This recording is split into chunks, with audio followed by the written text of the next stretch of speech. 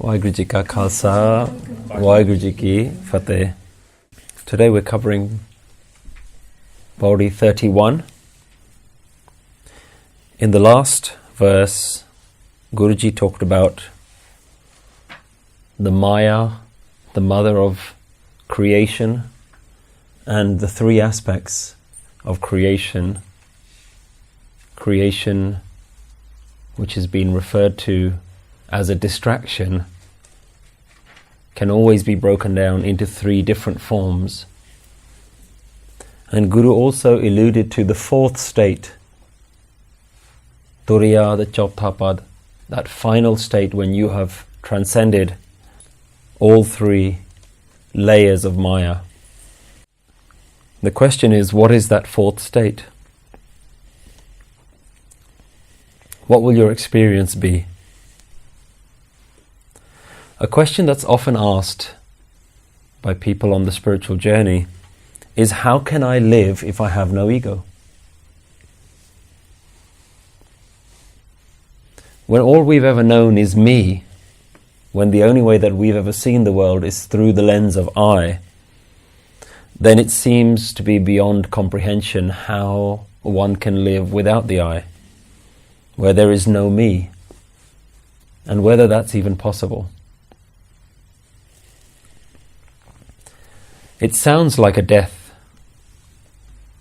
and death is always something that we've feared, and death is always something that we've misunderstood, because we see death as the end. So to be able to continue to live after this death sounds illogical. What will it be like? How will I live? How will I talk? How will I eat? How will I interact with others? How do I refer to myself? Can I say I if I have no ego? What will my motivation be in life? Will I have a reason to get out of bed, to go to work, to look after my family? So these are the kind of questions that race through the mind of the spiritual seeker.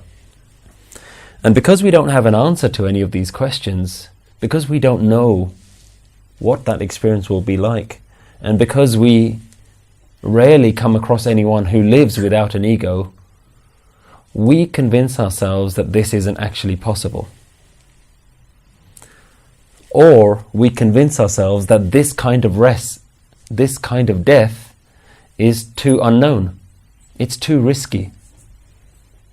It's not worth doing something so deep because we just don't know how far it'll go. So what we do is we pretend to be religious. That's as far as our ego allows us to go. That's the comfort level that we live within. We keep up appearances within societies. We may look like we're doing all the right things on the outside, but we never really take that inner plunge, that final step. So here Guruji helps us by describing the fourth state. And Guru starts by saying, Asana loe loe pandar. The word asana means your place, your position. In yoga, all the different positions are called asana. It can also mean a throne where the king resides, where the king sits. So it's your seat, your position, your home, your place, where you belong. Asana, loe, loe. The word loe comes from lok and parlok, the realms, the spiritual realms.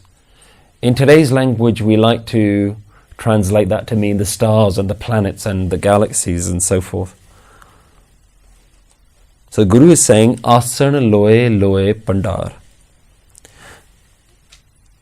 The word loe loe, which gets repeated, is an example of a type of language, a use of language. We can call it a rhetorical device, which is referred to as Dehli Deepak. And we've seen an example of this type of word used before, where the word and the meaning of the word is attached to the words before it and to the words after it. An example we saw previously was patala patal lak agasa agas. So the word lak is another Dehli Deepak word, where the patala patal are lak, hundreds of thousands, and the words afterwards are also related to lak, agasa, agas are also related to the word lak. So the word in the middle is describing the thing in the beginning and at the end of the sentence. So here we also see asana loe loe pandar. And pandar here is spelt without an onkar. At the very last letter, it doesn't have an onkar. So we call this a mukta word, which takes a masculine singular word and makes it plural. So the word pandar means wealth. So this is a plural word for wealth. In English we would still say the word wealth, meaning something that is multiple. So the singular word would be pandar with an onkar. Here it's a plural word. So Guru is saying asana loe loe. The position of that divine, the throne of the divine, is amongst all the stars and the galaxies and all the worlds, the higher and the lower worlds. And all of its wealth is also in those places.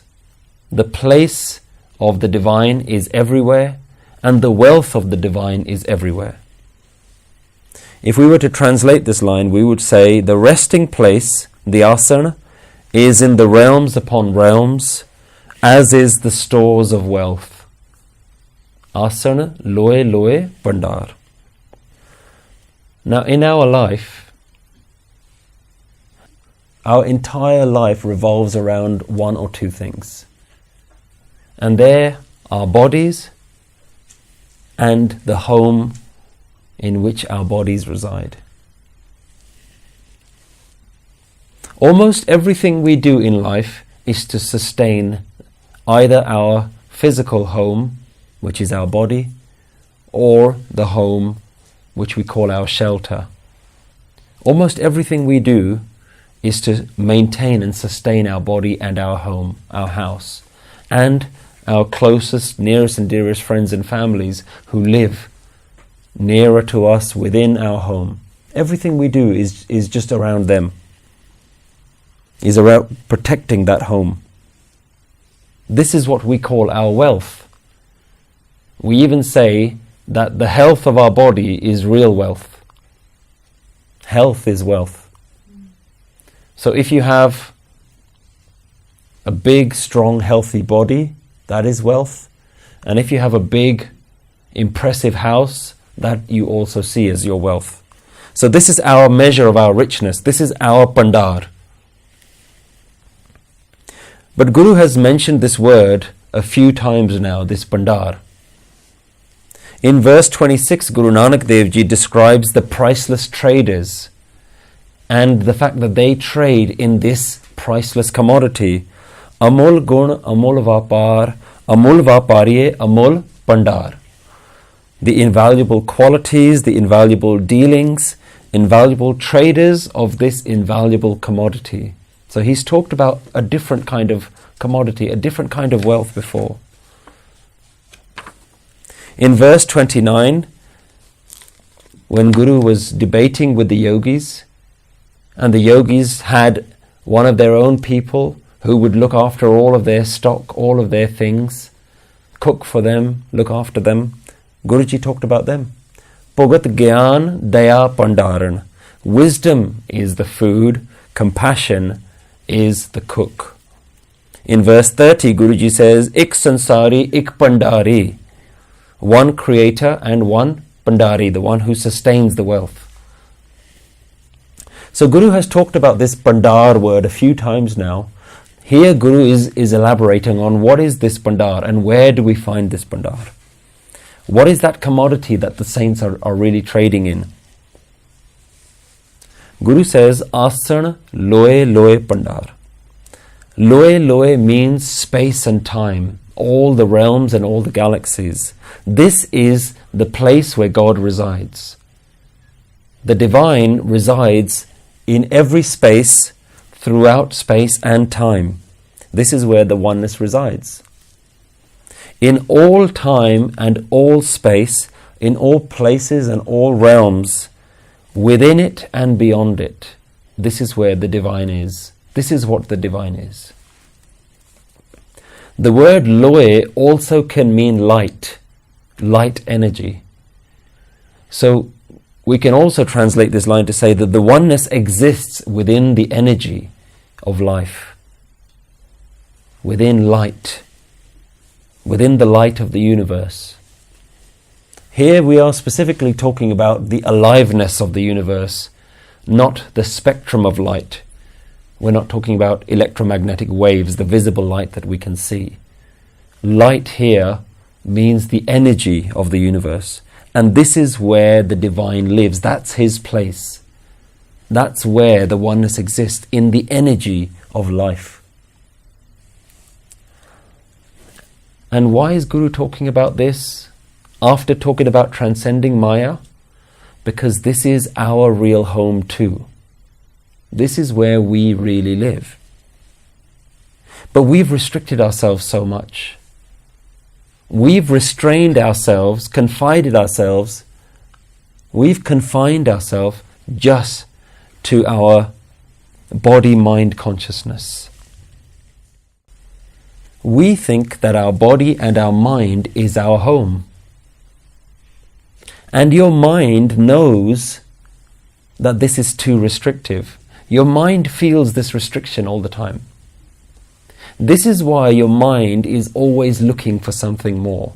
This is why your mind is always looking outwards. Because the body alone isn't enough.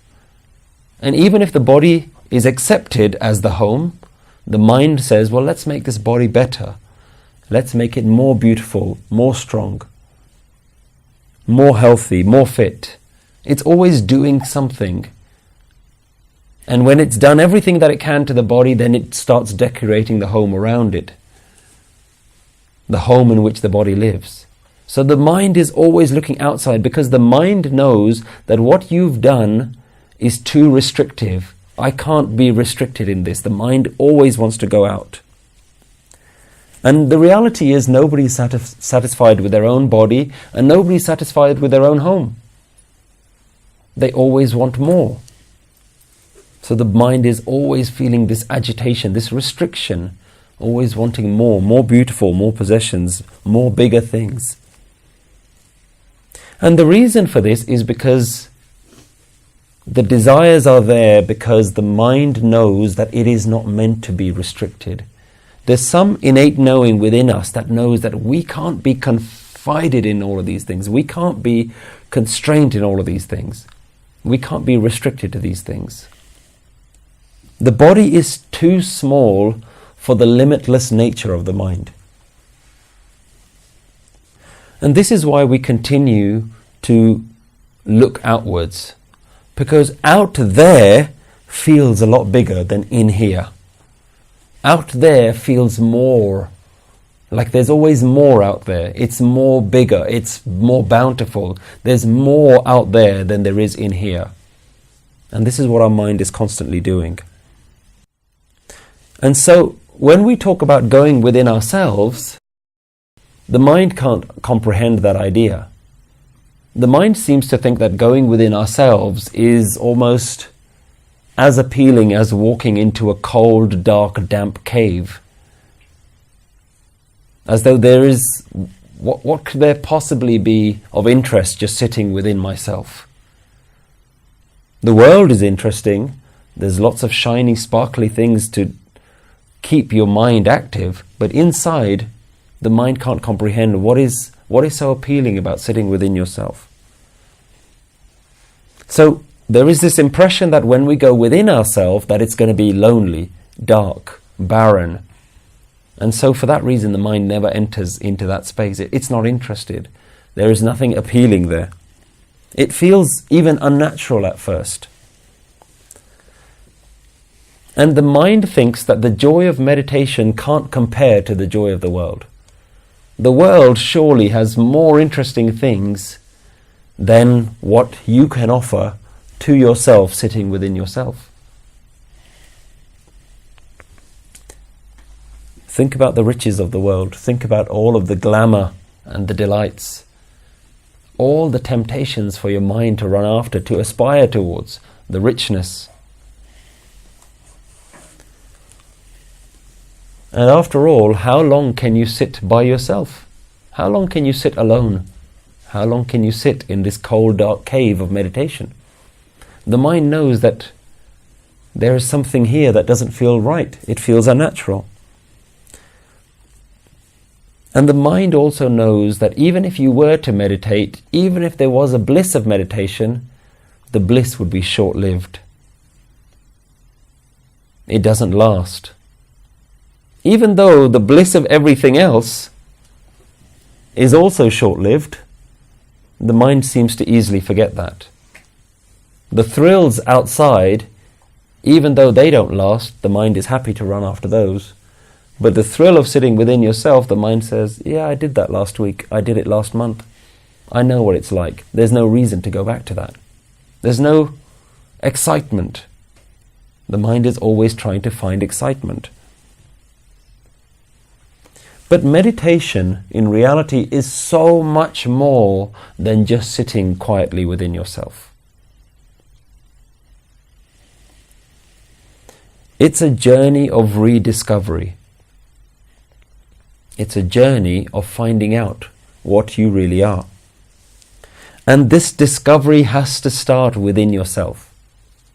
You can't start this journey somewhere else. It's a journey of finding out what you are.